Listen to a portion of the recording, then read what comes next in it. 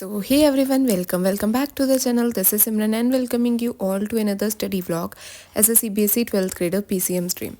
तो रात को अराउंड 12 बजे मैंने स्टडी ये व्लॉग शूट करना स्टार्ट किया था और सबसे पहले मैंने टू डू लिस्ट बनाई और सबसे पहले मैंने स्टार्ट की फिजिक्स में मैं करी थी एटम्स वाला चैप्टर रिवाइज अपने नोट से ही।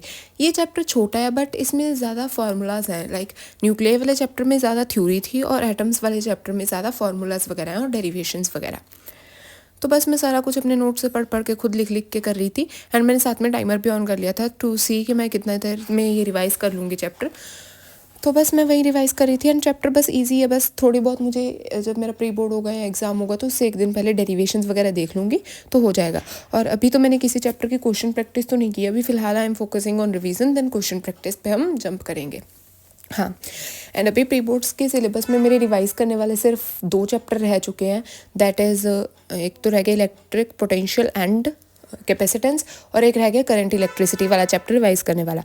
बाकी मैंने अपना फिजिक्स का सिलेबस सारा कंप्लीट कर लिया फॉर प्री बोर्ड्स। हाँ, प्री बोर्ड्स के लिए, क्योंकि मेरे प्री बोर्ड 1 में सारा सिलेबस नहीं आ रहा। And thank you guys for supporting my last video very much, like बहुत अच्छे उस पर व्यूज़ गए, 1K व्यूज़, फर्स्ट टाइम मेरी वीडियो पे 1K व्यूज़ गए। सो एनीवेज, तो देखो मैंने यहाँ पे ब्लॉग में आते हैं तो यहाँ पे मैं फिज़िक्स का मेरा हो गया था काम, तो मैंने ये सारा लिख के किया था, तुम्हें दिखाया और it took me around 1 hour 5 minutes लगे थे। तो एक बार मैं टाइमर ऑन करना भूल गई थी तो 1 घंटा 5 मिनट लगे थे। एंड यहाँ पे मैंने टू डू लिस्ट पे टिक लगाई और उसके बाद नेक्स्ट डे की क्लिप्स। एंड यहाँ पे सबसे पहले मैंने स्टार्ट की थी मैथमेटिक्स में मैं प्रोबेबिलिटी कंटिन्यू कर रही हूँ 13.2। तो मैंने टू डू लिस्ट अपनी बहुत बड़ी बनाई हुई थी, बट मैं बताती हूँ वो एक दिन पहले की टू डू लिस्ट थी, ऑफकोर्स उस पर डेट लिखी हुई थी, पर मैंने वो बनाई रात को थी, ऑफकोर्स अगले दिन के लिए भी वहीं काम आनी थी। तो मैंने इसमें मैथ्स में लिखा था कि मुझे 13.2 कंप्लीट करनी है, जो कि मैंने से गलती से लिखा गया, मैंने देखा ही नहीं कि उसके 16-17 समय 13.2 के।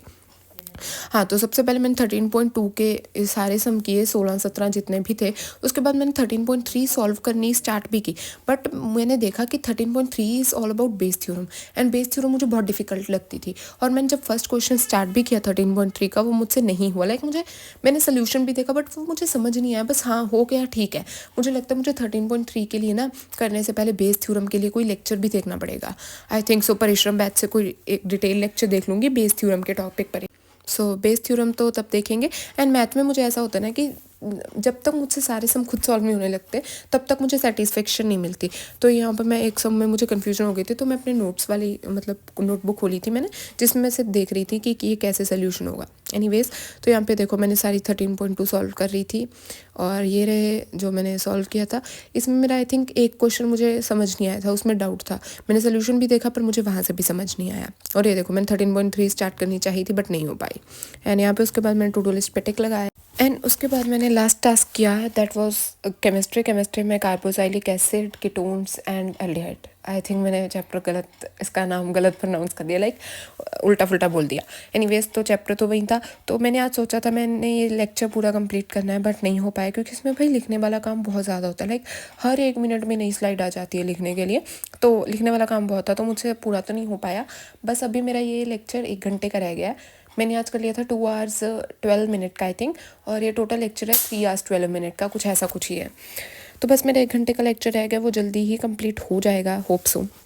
हाँ, तो मैंने बताती हूँ इसमें लेक्चर में क्या था ना कि मैं क्या करती होती हूँ अगर मैं केमिस्ट्री करती हूँ तो पहले मैं भारत पंचाल सर के टेलीग्राम से ना इसका PDF डाउनलोड कर लेती होती हूँ लेक्चर का, और उससे नोट्स बनाती रहती हूँ। पहले नोट्स थोड़े से बना ली, उसके बाद सर के एक्सप्लेनेशन समझ लेती हूँ। बट इस चैप्टर के मुझे सर के टेलीग्राम चैनल पे PDF के नोट्स नहीं मिले, तो मुझे ना मतलब लेक्चर के साथ साथ ही नोट्स बनाने पड़ रहे थे। एंड ये मेरे लिए डिफ़िकल्ट हो रहा था क्योंकि मुझे वेट करना पड़ रहा था कि कब सर साइड होंगे और कब मैं सारी स्लाइड नोट डाउन करूँगी एंड ऑल। तो थोड़ा सा मतलब इसमें टाइम टेकिंग लग जाता था।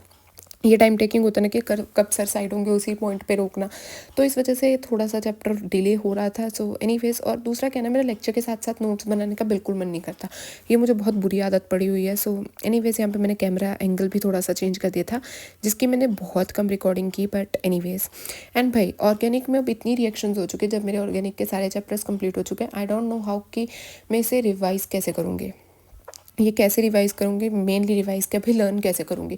एंड अगर तुम्हारे पास कोई टिप है या फिर ट्रिक है इनको लर्न करने की, so please let me know in the comment section, मुझे भी बता देना, सो दैट मेरी भी थोड़ी बहुत हेल्प हो जाए, क्योंकि मुझसे ऑर्गेनिक की रिएक्शंस याद नहीं होंगे आई थिंक सो एनीवेज मैंने बस थोड़ा सा लेक्चर किया था और देखो कितने नोट्स बन गए थे। आई थिंक मैंने आधे 1 घंटे का लेक्चर किया था और नोट्स बहुत ज़्यादा बन गए थे।